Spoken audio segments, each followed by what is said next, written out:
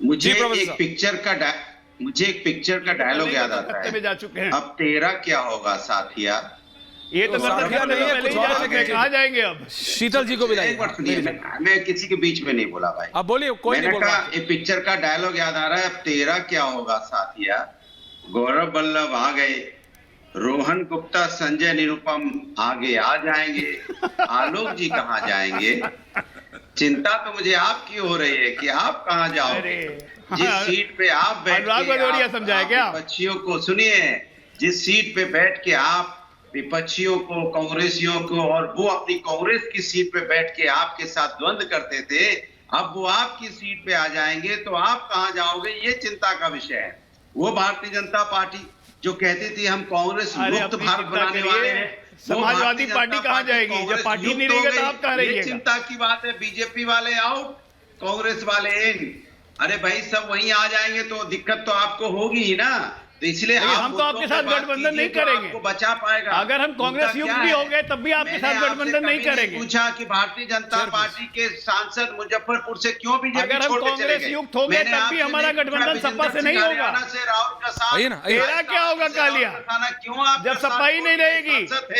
क्यों जयंत सिन्हा ने मना कर दिया, क्यों गौतम, अरे जब सपा के पप्पा नहीं रहेंगे तो आप कहाँ जाएंगे। और जिनको आपने टिकट दी, पवन सिंह, उपेंद्र रावत जी ने तो लड़ने से मना कर दिया। लेकिन मेरा हर 2-2 घंटे पे टिकट बदल रहे हो, हमें ज्ञान दे रहे हो। मार्गदर्शन मंडल हर 2 घंटे पे सपा आपका टिकट बदल रही है, ज्ञान हमें दे रही है। ये है कि आप देश में कहते थे हम आएंगे, ऐश्वर्या जी हर 2 घंटे पे टिकट बदल दे रही है सपा।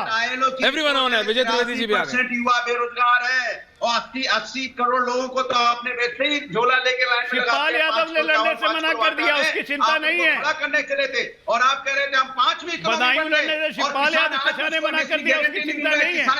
अरे यहाँ ज्ञान दे रहे हैं। अच्छा okay okay okay okay okay okay लड़ेंगे कि नहीं, कहना है शीतल सिंह, और आप बोले मैं 5वीं शरद प्रधान जी और विजय त्रिवेदी जी, ऑल 3 ऑन है। शीतल जी आप बोले नहीं है।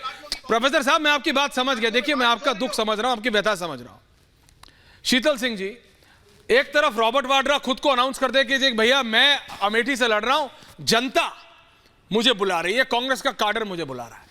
वहां कांग्रेस के नेता एक एक करके, मैं नहीं कह रहा कि संजय निरुपम कोई बहुत बड़े मास लीडर थे या गौरव वल्लभ, मैंने उनके मुंह पे बोला कि is not a mass leader, पर कांग्रेस के चेहरा थे टीवी में पिछले 2-3 साल से। मिलिंद देवड़ा से लेकर ये झड़ी रुक ही नहीं रही है। और जो क्लैरिटी, बाहर पार्टी में रह के ना कोई बीजेपी, ये मैं शरद जी की बात मानता हूं कि पार्टी में रह के कोई बोलता नहीं है, बाहर आके बोलते कैसे भी विश्वास करें। लेकिन जो हो रहा है वो तो सबको दिख रहा है, जनता को भी दिख रहा है कि कांग्रेस की हालत क्या हो रही है। शीतल जी देखिए, निरुपम जी की जहां तक बात है, वो एक जगह से चुनाव लड़ना चाहते थे, बहुत दिनों से उनके ट्वीट आ रहे थे, वहां से उनके टिकट का उस गठबंधन में जगह नहीं मिली, वो अलग हो गए। ऐसे बहुत से लोग राजस्थान में बीजेपी से जिनको टिकट नहीं मिला वो कांग्रेस से लड़ रहे हैं। ये चुनाव के सीजन में निरुपम जी की बात अलग है, लेकिन जहां तक इन प्रवक्ता महोदय की बात आपने की, वो गंभीर बात है। काफी जोरदार प्रवक्ता थे।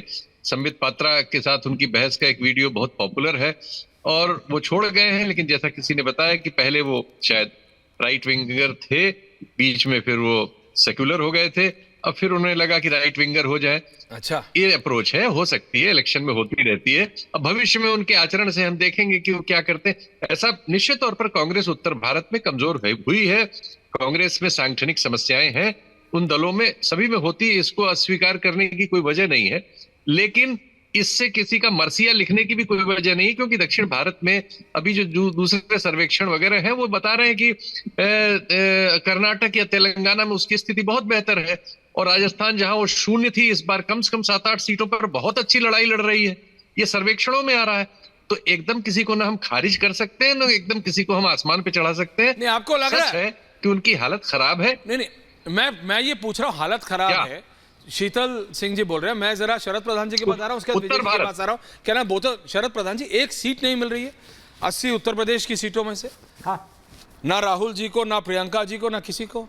रॉबर्ट वाड्रा खुद को सेल्फ क्लेम कर दे रहे हैं। हालत में कह रहा हूं, छोड़ दीजिए गौरव वल्लभ को, छोड़ दीजिए संजय निरुपम को, छोड़ दीजिए। Let's talk about Congress. Congress इस स्थिति में नरेंद्र मोदी और अमित शाह को टक्कर कैसे देगी सर? हाँ, मैं आपसे समझना चाह रहा हूं। भाई पहले तो जो आपने बात कही रॉबर्ट वाड्रा वाली बड़ी इंटरेस्टिंग लगी, मुझे पता नहीं था सर। इंटरेस्टिंग है और बड़ी आधे घंटे का इंटरव्यू दिया सर, वाकई में हुआ है बहुत। नहीं उसमें इंटरेस्टिंग उतना ही। अरे भाई ऐश्वर्या बोलने तो दो भैया, आप अपना बीच बीच में बोलने लगते हो तो अगला बोल ही नहीं पाता। तो please let me complete please. मैं ये कह रहा हूं कि उसकी रॉबर्ट वाड्रा की बात उतनी ही इंटरेस्टिंग और शॉकिंग है जितना कि अमित शाह के बेटे का बीसीसीआई का प्रेसिडेंट बनना, क्योंकि उनका भी क्रिकेट से कोई ताल्लुक नहीं, इन्हें भी पॉलिटिक्स से कोई ताल्लुक नहीं, बिल्कुल एक जैसी कहानी ऐसे होता है, लेकिन राजनीति में ऐसे लोग होते हैं जो भी। और दूसरी बात कि कांग्रेस की स्थिति बद से बदतर होती जा रही है, बहुत बुरी स्थिति है। लेकिन आपने कहा जो वो भी बात में भी काफी दम है कि एक परिवार के चक्कर में पार्टी बर्बाद हो गई, काफी हद तक सही है। वैसे ही अब जो आज की डेट में कहा जा रहा है कि भाजपा का कांग्रेसाइजेशन हो रहा है, क्योंकि वहां पे भी एक आदमी की भक्ति चल रही है और उस भक्ति में मुझे फिक्र हो रही है, आपकी फिक्र हो रही है कि आपकी पार्टी का क्या होगा। अगर ऐसे ही चलता रहा, कांग्रेसाइजेशन हो गया तो इसकी भी कबाड़ा हो जाएगा। तो ये फिक्र की बात है, देश के लोकतंत्र के लिए फिक्र की बात है, दोनों पार्टियों के लिए ये सोचना चाहिए। बाकी उसकी फिक्र तो बाद में करेंगे कि कांग्रेस की स्थिति तो मालूम ही है सबको खराब है, लेकिन ये 80 का 80 पार कर लेना, ये बीजेपी वाला कहता है तो अच्छा लगता है, कोई पत्रकार कहता है तो शोभा नहीं देता।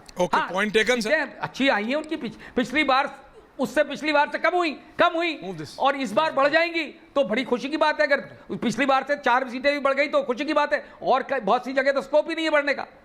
लेकिन उनको वहां फिक्र हो रही है बीजेपी को कि वहां सीटें कम भी हो रही हैं, ऐसा नहीं सब जगह बढ़ती जा रही हैं। और हर पार्टी की लोकतंत्र में ऐसा ही होता है। एक जमाना था भारतीय जनता पार्टी की 2 सीटें थी, बिल्कुल थी, आज कहां पहुंच गए।